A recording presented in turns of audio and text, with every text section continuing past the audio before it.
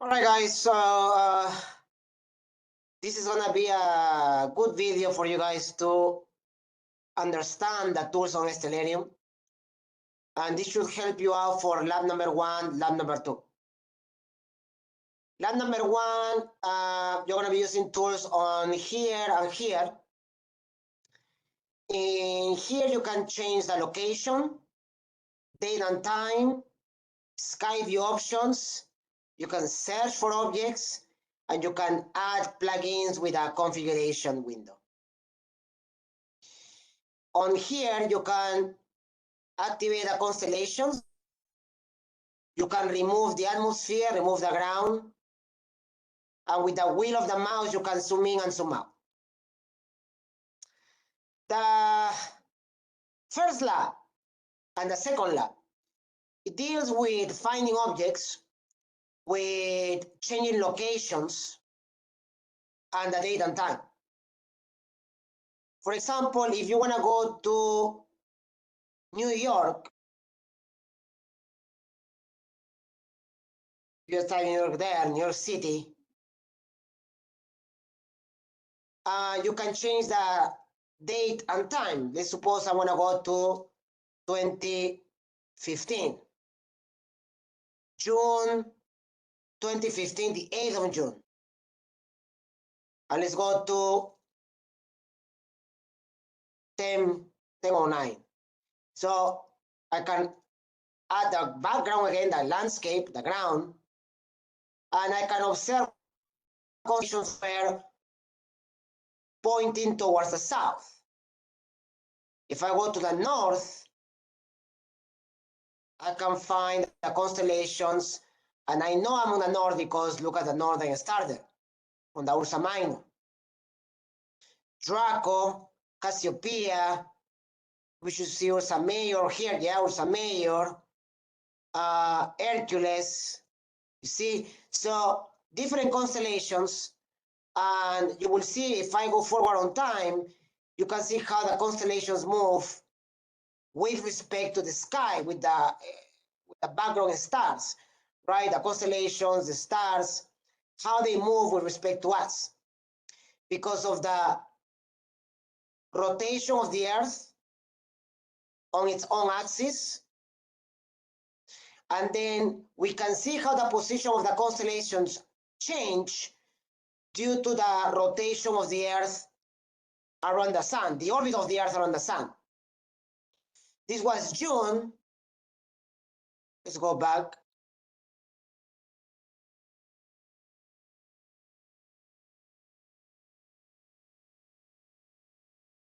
Well, 10:15 p.m., June 8th. And this is what we can observe. Right, basically, at the beginning of summer, these are the constellations we can see from the north, northwest, the west is Regulus there, Leo Minor. From the south, we can see Libra, part of Scorpius, right? If I remove the ground, you see that's the Scorpion there.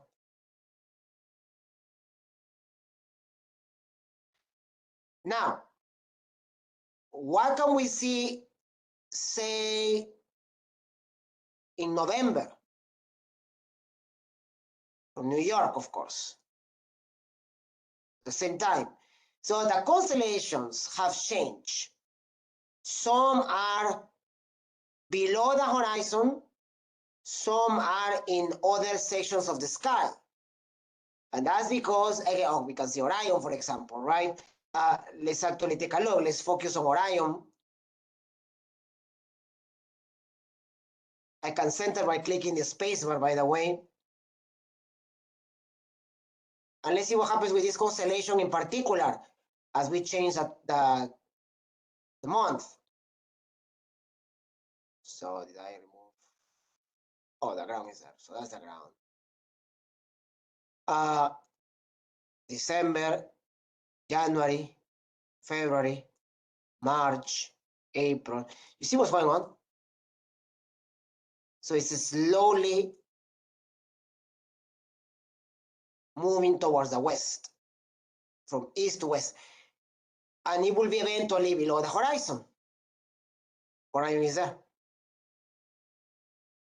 That's because it's a constellation that can be observed from the northern and the southern hemisphere. It depends on the time of the year. And again, that is because of the Earth's orbit around the sun. So the first lab has to do with changing location, searching for objects, and then certain objects. For example, if I click at Capella, you can find the type of object. You can find the catalog names. You can find the magnitude and absolute magnitude, which you're going to learn about in the lecture. You can find the rise time, the transit time. You can find the spectral time, which is important for extragalactic astronomy beyond the solar system. You can find the distance.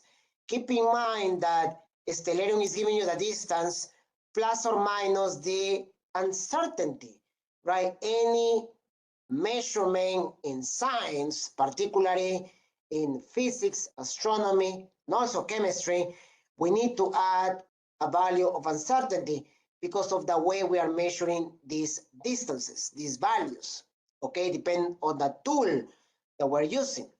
Most likely a telescope still, right? We're getting information from the star to use it to find the distance from us to the star. So there's obviously going to be some uncertainty in there. Regardless, you can have here the distance and a few other values that you're going to need in some labs. Okay? Now keep in mind that depending on the type of object, you may have here in the distance light years or mega light years, which is 1,000,000 light years, or AUs, which is the astronomical unit. Normally we find that in planets. Well, let's start to look for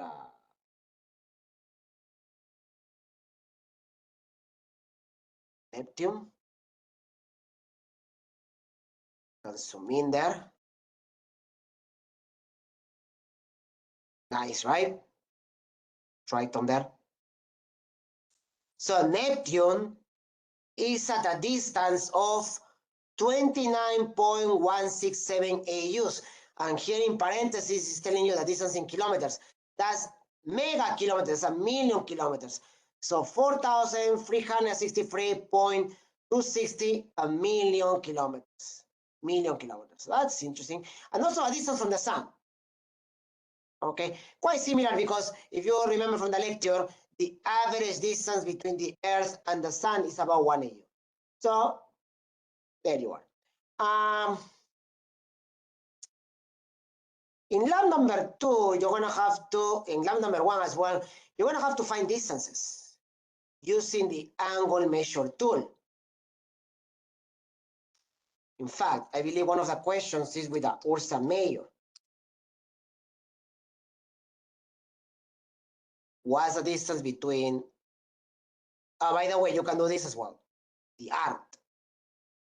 So what's the distance, what's the angular distance between the tail and the nose? So here. So how do you find distances in Stellarium? That's actually quite easy. You go to configuration window, you go to plugins, angle measure, you want to load at startup.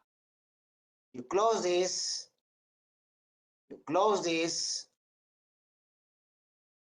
and then we reopen it.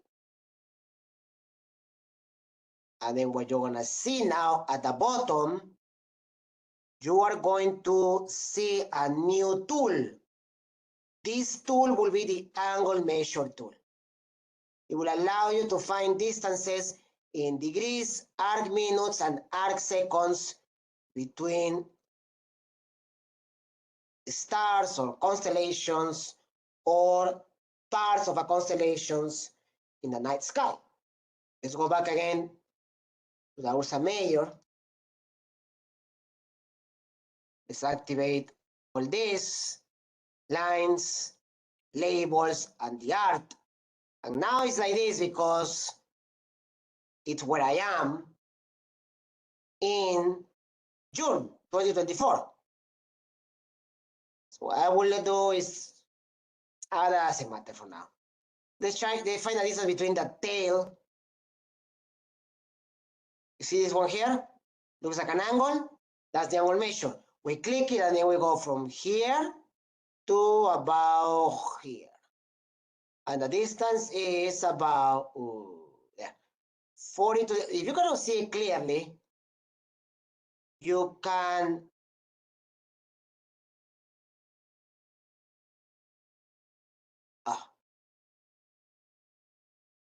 move this a little bit. So I'm moving holding the left click, I'm dragging the sky so I can accommodate this a little bit so I can see the values better. Numbers. Yeah, that's better, right? 42 degrees, 26 arc minutes, 43.65 arc seconds. There you are. That's how you use the angle measure tool.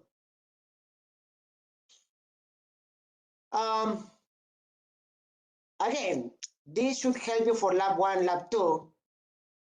In lab 2, you have to focus on the zodiac constellations. So they are actually, those are easy to find. The way I normally do that is by looking at one of them. Start with Aries. So Aries is there.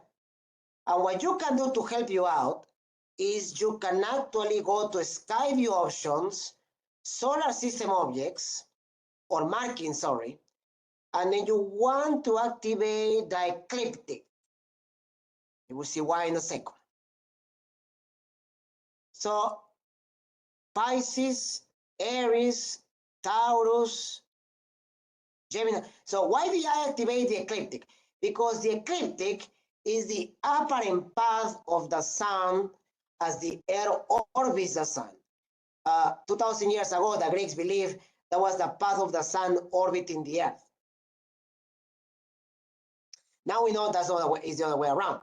But every zodiac constellation is showered by sunlight across the 12 months of the year, meaning that that's the reason why you have this zodiac calendar, because the sun is aligned with each of these constellations at certain parts of the year. That's how the zodiac calendar came around and all the nonsense of astrology. Now we know that it's nonsense because those positions change due to the precession of the planet, due to the precession of the Earth. However, we can still use the ecliptic and then we can follow it. Taurus, Gemini, Cancer, Leo, Virgo, right? So you can do that, and that's easy to find all the constellations. And you can even play with the sun a little bit. So I want to center on the sun, and I want to move time accordingly. So go day by day. So see what happens. 2024, the sun will be aligned with Gemini. Later during that month with Cancer. And then later in August with Leo. If you guys know your zodiac calendar, you will notice that it's off by about a month. Okay, when the Greeks observed this motion, they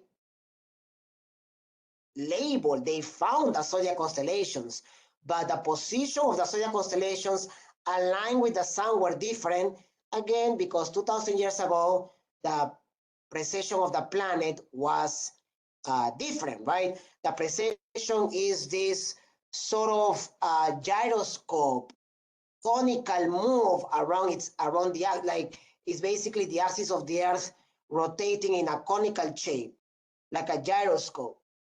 And that is one of the motions of the planet, besides orbiting the sun and rotating along its axis.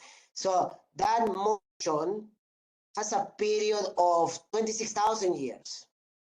Okay, so 2,000 doesn't seem like a lot, but enough to change this. Okay, to change this relative position with respect to the sun. Now notice this, right? It's a nice comet there. Well, as you know, comets have very elliptical orbits. So there you are. Okay, something that you can do as well in Stellarium with the sky view options and the markings, you can activate the equator. You see that's another line. Let's actually remove the lines of constellations. And you see the blue line is the equator and the red line is the ecliptic. What is this point here? Well, let's go back. Let's move back the sun and let's see if that's a important sort of point there.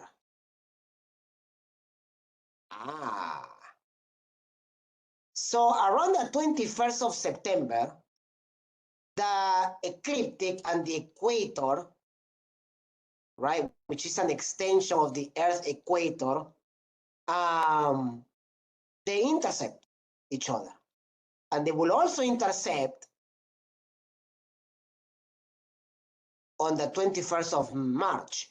The 21st of March and the 21st of September are the spring and fall equinox, respectively. So that is when the day and the night are the same length. Okay, so there you are. That's something interesting that you can find in Stellarium. Okay, can zoom in as well. There. There are other things you can do. In lab number 3, in astronomy of the solar system, you're going to be investigating the orbit of planets. So I'll be uploading another video about that, but this should help you to at least understand the tools of Stellarium and what you can do for lab number 1, lab number 2. Again, lab number 1 is the introduction to Stellarium. Lab number 2 is the constellation lab. For both, normally we use the same lab for astronomy of the solar system and astronomy beyond the solar system.